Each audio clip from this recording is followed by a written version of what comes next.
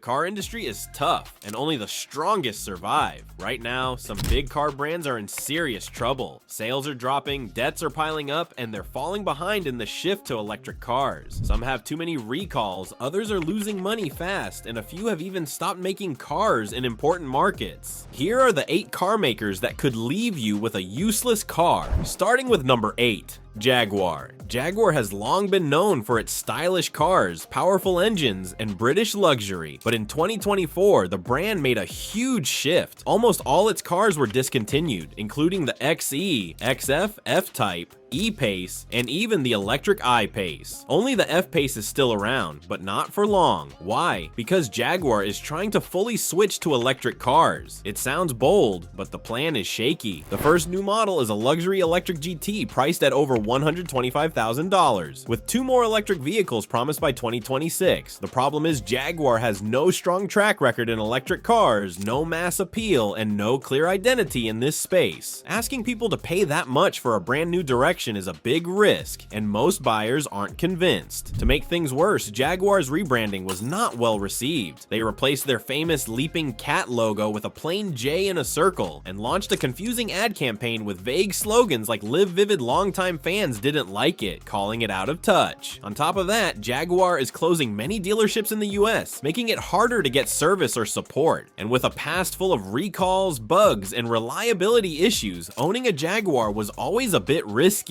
Now, during a major identity crisis, that risk is even bigger. Jaguar's future is uncertain. It could be a fresh start or the end of the road. Either way, buyers should think carefully before jumping in. Number 7, we have Suzuki. Suzuki didn't make a dramatic exit from the US car market. It quietly left in 2012 without much notice. There was no big announcement, just a quiet retreat. The reason? They couldn't keep up with stricter safety and emissions rules, and their cars simply didn't impress. While other car brands offered bold designs and advanced features, Suzuki kept making plain, weak cars that didn't stand out. There was nothing exciting or innovative to keep buyers interested. Even after leaving the US, Suzuki's problems continued in other countries. In 2016, they admitted to using improper testing methods for fuel economy and emissions on over 2 million vehicles. It caused a big scandal worldwide. Then German authorities began investigating Suzuki's diesel cars for possibly using devices to cheat emissions tests, similar to the ones that damaged Volkswagen's reputation. The engines involved were supplied by Stellantis, and the case is still ongoing, with Suzuki facing legal trouble in multiple countries. Today, Suzuki still sells motorcycles, ATVs, and boats in the US, but their cars are gone, and for good reason. If you see a used Suzuki for sale, keep in mind that support is limited, parts are hard to find, and the brand still carries a damaged reputation. It might seem like a cheap option, but in the long run, it's a car brand better left in the past. Let's move on to number 6, Infiniti. Infiniti was once a stylish, modern luxury brand meant to compete with BMW and Lexus, but by 2024, it's clear the brand is fading fast. Last year, Infiniti sold only 57,890 cars in the US, a 13% drop, continuing a long decline that's been going on for over 10 years. This isn't just a slump, it looks more like a slow goodbye. One big warning sign: Infiniti is losing its identity. Many of its dealerships are now combined with Nissan, its parent company. While that saves money, it also takes away the premium feel a luxury brand should have. On top of that, Infiniti is cutting models. The QX50 and QX55 will be gone by the end of 2025, and thanks to trade issues, production is also struggling.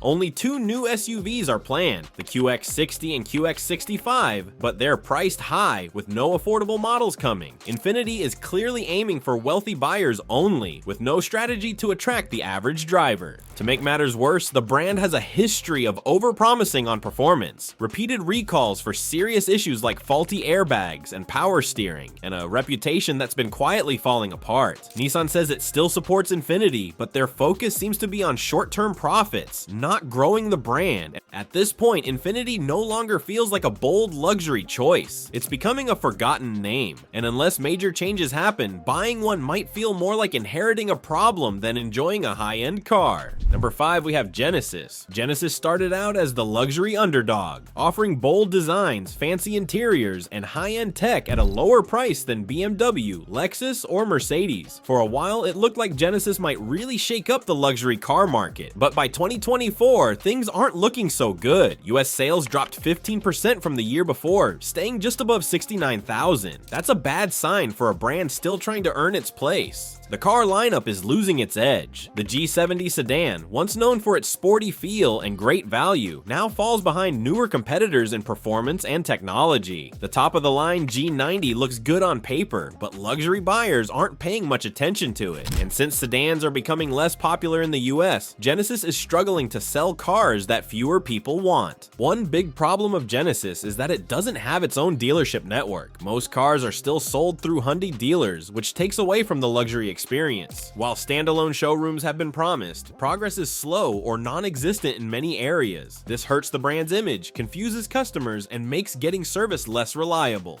Moving on to number 4, Pontiac. Pontiac wasn't just a car company, it was once a big part of American car culture. In 1968, Pontiac was at its peak, selling over 800,000 cars in a year. It gave us famous models like the GTO, the Firebird Trans Am, and even the unusual Aztek, which later gained a cult following. But by 2009, everything had changed. Sales dropped below 180,000, and the brand was barely surviving. Then the 2008 financial crisis hit. General Motors, Pontiac's parent company, was losing huge amounts of money and had to be rescued with a $53 billion government bailout. To stay afloat, GM cut several brands, and Pontiac was one of the first to go. The final Pontiac, a white G6 sedan, rolled off the line in January 2010. Just like that, one of America's most iconic car brands was gone. Today, a used Pontiac might seem like a good deal, but it comes with risks. Repairs can be tricky, insurance may be more expensive, and getting parts is harder. Pontiac's legacy is still respected, but in today's world, it's a brand from the past, and holding on to one could cost you more over time. Bringing us to number 3, Buick. Buick might still exist in the US, but it's just a shadow of its former self. In 2024, Buick only sold about 130,000 cars in the US, a huge drop from the days when it was one of the top-selling brands in the country.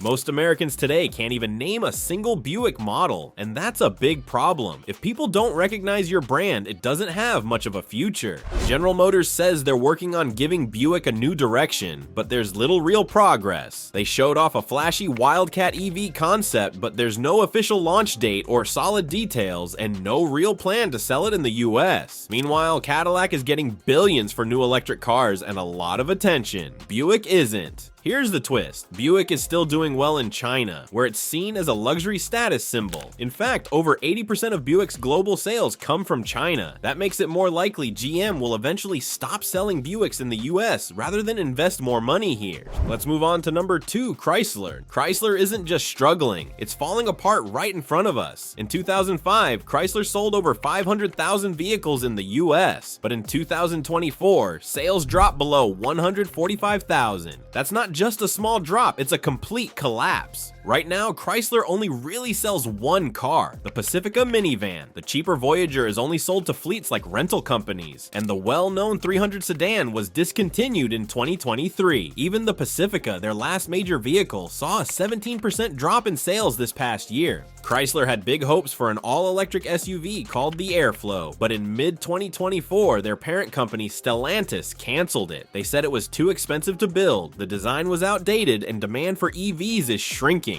If you're thinking about buying a Chrysler, be careful. When a brand is on its way out, resale values drop, parts become harder to find, and getting service can turn into a nightmare. This isn't just a risky time to buy a Chrysler, it might be your last chance before the brand disappears. Number 1, we have Nissan. Nissan used to be a brand you could trust, with famous cars like the GTR, sporty 240Z, and reliable Maxima. It was once a top name on the streets, but now things are very different. In 2024, Nissan sold over 875,000 vehicles in the US, which sounds okay, but the details are bad. The Maxima's sales have dropped by over 90%, and the Altima is also losing popularity. Cars that used to be strong sellers are barely surviving. Nissan also had big scandals. Their former CEO, Carlos Ghosn, was arrested in Japan for hiding income and misusing company money. He escaped the country in a shipping crate in 2018. Since then, Nissan has been struggling with no clear leader or direction. Leaked reports say Nissan might only have 12 to 15 months left unless something big and unexpected happens soon.